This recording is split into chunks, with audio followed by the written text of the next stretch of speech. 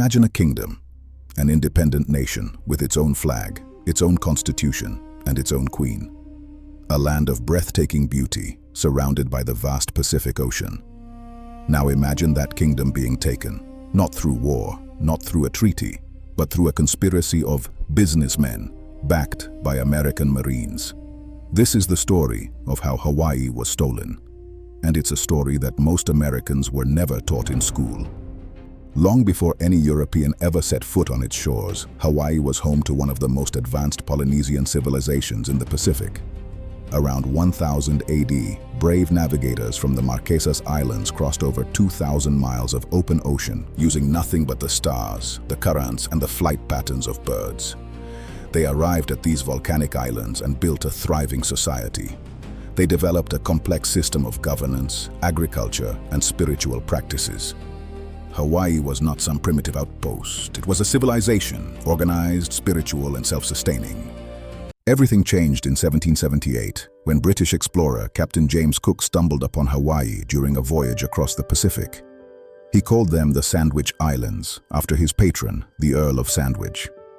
At first, the Hawaiians welcomed the strangers, even treating Cook as a godlike figure. But the relationship quickly soured. During a confrontation on the Big Island in 1779, Cook was killed by Hawaiian warriors. His death sent a message to the world: Hawaii was no one's colony. But the outsiders would keep coming.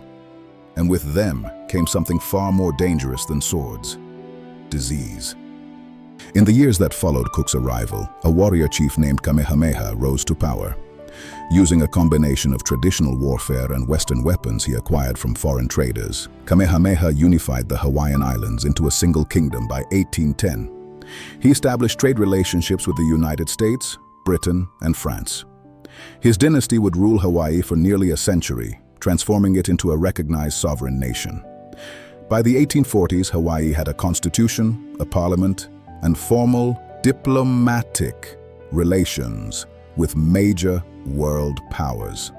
The Hawaiian Kingdom was legitimate, it was respected, and it was about to become a target. Here's where the story takes a dark turn. Throughout the 1800s, American missionaries and businessmen began arriving in Hawaii in growing numbers. They came to spread Christianity, but they stayed for something far more profitable: sugar. By the 1870s, American-owned sugar plantations dominated the Hawaiian economy. These plantation owners, many of them descendants of missionaries, became the wealthiest and most powerful people on the islands. They formed a tight-knit group known as the Big Five. 5 corporations that controlled not just sugar, but shipping, banking, and trade. They wanted one thing above all: duty-free access to the American market. And they were willing to do whatever it took to get it. In 1887, the sugar barons made their first major move. They formed a militia called the Honolulu Rifles, and under the threat of armed violence, they forced King Kalakaua to sign a new constitution. This document, known as the Bayonet Constitution, stripped the king of most of his powers and gave voting rights almost exclusively to wealthy property-owning foreigners, mostly Americans and Europeans. Native Hawaiians, who made up the majority of the population, were effectively silenced in their own land. King Kalakaua had no choice but to sign. He reportedly said, "I have signed my death warrant." He was right. He died just 4 years later, a broken man. In 1891, Kalakaua's sister, Liliuokalani, became queen. She was everything the sugar barons feared: strong, intelligent, and determined to restore power to the Hawaiian people. She announced plans to create a new constitution that would give native Hawaiians back their voting rights and strip the foreign elite of their disproportionate power. For the people of Hawaii, she was a hero. For the American businessmen who had spent decades building their empire on Hawaiian soil, she was a threat that had to be removed.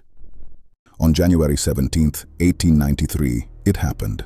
A group of American businessmen calling themselves the Committee of Safety, led by lawyer Sanford Dole, yes, that Dole, as in the Pineapple Company, launched a coup against Queen Liliuokalani. They had a critical advantage: the support of the United States Minister to Hawaii, John L. Stevens, who ordered 162 armed Marines from the USS Boston to land in Honolulu. The message was clear: resist and face American military force. Queen Liliuokalani, refusing to see her people slaughtered, made the most painful decision of her life. She surrendered, not to the businessmen, but to what she called the superior force of the United States of America. She believed that once Washington learned the truth, justice would prevail. She was wrong. Sanford Dole declared himself president of the new Republic of Hawaii. When President Grover Cleveland investigated the overthrow, he was horrified. He called it an act of war and demanded the Queen be restored to her throne. But Dole simply refused. And Congress? Congress did nothing. Cleveland didn't have the political will to use military force against American citizens in Hawaii, and so the illegal government remained in power. The Queen was placed under house arrest in her own palace. A sovereign nation had been stolen, and the world watched in silence. For 5 years, the Republic of Hawaii existed in a strange limbo, recognized by no major power except the very businessmen who created it. Then, in 1898, everything changed. The Spanish-American War broke out, and suddenly, Hawaii's strategic location in the middle of the Pacific became irresistible to the American military. On July 7, 1898, President William McKinley signed the Newlands Resolution, officially annexing Hawaii as a territory of the United States. There was no vote, no treaty. The Hawaiian people were never asked. A nation of over 100,000 people lost their sovereignty because a handful of businessmen wanted cheaper sugar and the U.S. military wanted a base in the Pacific. Hawaii became the 50th state in 1959. But for native Hawaiians, statehood was not a celebration. It was the final chapter of a long theft. For decades, Hawaiian activists fought for recognition of what had been done to them. And in 1993, 100 years after the overthrow, something remarkable happened. President Bill Clinton signed the Apology Resolution, in which the United States formally acknowledged that the overthrow of the Hawaiian Kingdom was illegal. The resolution stated that the Hawaiian people had never directly given their consent to the takeover of their land. It was an apology, but it was just words. No land was returned. No sovereignty was restored. Today, Hawaii is one of the most beautiful places on Earth. Millions of tourists visit every year, drawn by its beaches, its volcanoes, and its culture.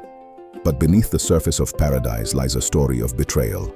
A story of a kingdom overthrown, not by armies, but by greed. A queen who surrendered not out of weakness, but to protect her people. And a nation that, to this day, has never truly gotten justice.